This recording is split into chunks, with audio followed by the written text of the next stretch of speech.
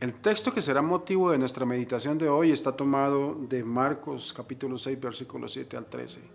Y es de una tremenda importancia para comprender la diferencia como Jesús planteó la realidad de enfrentarse a los espíritus malignos comparado como hasta ahora lo hacían los judíos. Bienvenidos a Meditaciones Peregrinas.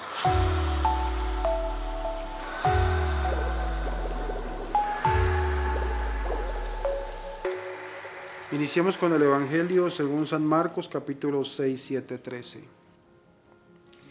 En aquel tiempo llamó Jesús a los 12, los envió de dos en dos y les dio poder sobre los espíritus inmundos. Les mandó que no llevaran nada para el camino, ni pan, ni mochila, ni dinero en el cinto, sino únicamente un bastón, sandalias y una sola túnica. Les dijo: cuando entren en una casa, quédense en ella hasta que se vayan de ese lugar. Si en alguna parte no los reciben ni los escuchan, al abandonar ese lugar, sacúdanse el polvo de los pies como una advertencia para ellos. Los discípulos se fueron a predicar el arrepentimiento, expulsaban a los demonios, ungían con aceite a los enfermos y los curaban. Palabra del Señor. Gloria a ti, Señor Jesús. Para comprender el poder sobre los espíritus inmundos delegado por Jesús, hay que entender la manera como los judíos de su tiempo lidiaban con los demonios. Si buscas en la Biblia, no existen referencias directas de exorcismos que hicieran las autoridades judías. Existía sí una manera implícita en la Biblia de cómo ellos lidiaban con el problema del maligno en el mundo. El Salmo 91, por ejemplo, que es muy conocido en el ambiente cristiano, que es muy usado en cierta manera como un salmo de protección, es justamente esa, la manera como los judíos enfrentaban el problema del maligno, era a través de buscar su propia protección. Recordamos las palabras del Salmo 91, tú que habitas al amparo del Altísimo, que vives a la sombra del Omnipotente, di al Señor, refugio mío, alcázar mío. No vacilaré. En general podemos decir que los judíos en la época de Jesús no practicaban ningún poder sobre espíritus. Ellos solo trataban de mantenerse conteniendo esos ataques.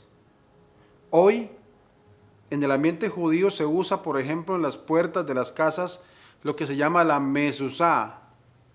Es una especie de rollo pequeño de pergamino que va como en un frasquito. Y en él aparecen algunos textos bíblicos, concretamente la Shema Israel, escucha Israel, el Señor tu Dios es solamente uno, amarás al Señor tu Dios con toda tu alma, con toda la mente, con todo tu corazón, algo así. Lo que busca este pasaje bíblico es declarar que son uno, que Dios es uno, y que el pueblo ha sido dedicado todo al Señor.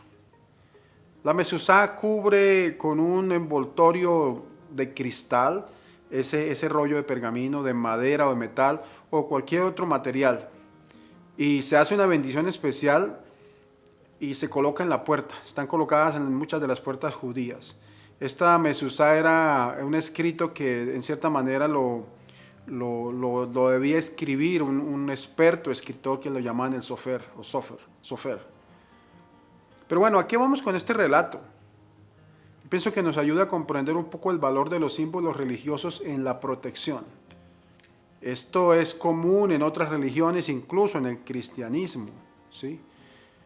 Si pensamos incluso en algunas iglesias cristianas que no son muy amigas de las imágenes y lo que nosotros llamamos en la iglesia los sacramentales, como el agua bendita, el rosario bendito, la Santa Cruz, pero muchas de ellas iglesias cristianas se consideran tan cercanas al judaísmo, no van a comprender esto porque ni siquiera entienden que es una mezuzá y la tradición que tenía dentro de los judíos. Todas las oraciones de los judíos eran una especie de protección. Me refiero a todas las oraciones en contra del maligno. Pero nunca se ve una confrontación directa con Satanás. Esto es lo que Cristo nos trae de nuevo. Él no solo quiere proteger, sino que ataca frontalmente al malandro, al maligno. Cuando Cristo va a iniciar su ministerio público, ¿cuál es su primera acción? Recordamos que después del bautismo, es decir, después de dar por inaugurada su misión allá en el río Jordán, se va inmediatamente para el desierto. Por el camino del desierto es difícil, digamos, si nosotros no comprendemos lo que significa el desierto para los judíos, será muy difícil entender por qué. Si su misión era ir a los seres humanos, se va para el desierto. Es allí en el desierto donde vagaban los espíritus. Jesús va al desierto a confrontar el maligno. No es que Jesús, cuando pasaron 40 días por el hambre, simplemente ya en ese momento se le apareció el diablo. Es que su misión iniciaba por derrotar el mal. Y la manera no era solamente proteger a la gente del maligno, sino confrontar al maligno. Es decir, en ese momento de la inauguración de su misión, se va a donde se supone que está el maligno para decirle de frente: aquí estoy para dar batalla por los hombres. En otras palabras, claro está, no está en la Biblia de esa manera. El texto del Evangelio de hoy es poderoso. Por primera vez vemos a Jesús entregando su poder a los apóstoles. Desde ese momento hasta ahora la iglesia es la portadora de ese poder delegado desde hace 2000 años.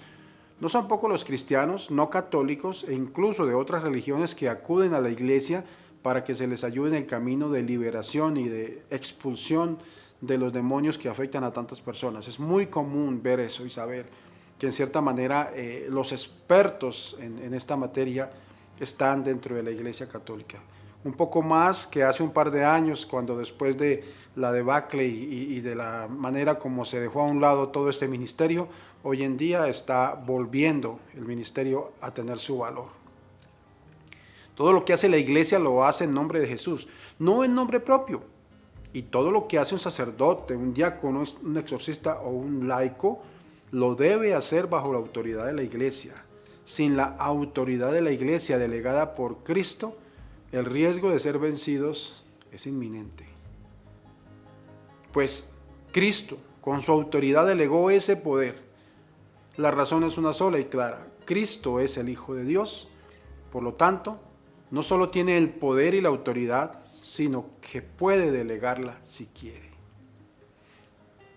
En este momento de contemplación nos unimos a la única iglesia de Cristo y de todos los tiempos, a la que ha estado desde el mismo Jesús, a la que ha padecido y luchado contra Satanás en estos 2000 años, de la que viene de Cristo hasta Francisco. Me uno y me siento en este momento en cada uno de los ministros fieles, dispensadores de las gracias de la iglesia y de Cristo. Me uno a contemplar a la iglesia que no solo se espanta, espanta los dardos lanzados por el maligno, sino que de manera activa lucha contra el maligno, buscando liberar al ser humano de la esclavitud del maligno.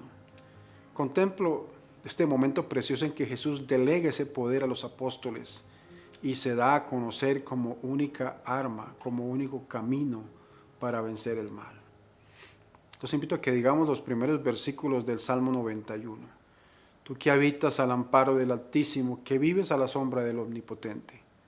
Dile al Señor: mi amparo, mi refugio, mi Dios en quien yo pongo mi confianza. Él te librará del lazo del cazador, del azote de la desgracia. Te cubrirá con sus plumas y hallarás bajo sus alas un refugio. No temerás los miedos de la noche, ni la flecha disparada de día, ni la peste que avanza en las tinieblas, ni la plaga que azota al pleno sol. Aunque caigan 1000 hombres a tu lado o 10,000 a tu derecha, tú estarás fuera de peligro. Su lealtad será escudo y armadura. Basta que mires con los ojos y verás cómo se le paga al impío. Pero tú dices: mi amparo es el Señor, tú has hecho del Altísimo tu asilo.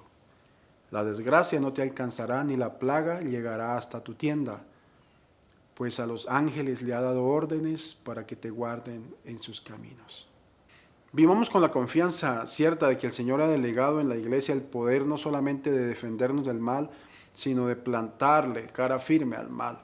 Pidámosle al Señor que nos ayude a ser fuertes y firmes ante los ataques del maligno. El Señor nos regale un día lleno de bendiciones. En el nombre del Padre, del Hijo y del Espíritu Santo. Amén. Feliz día.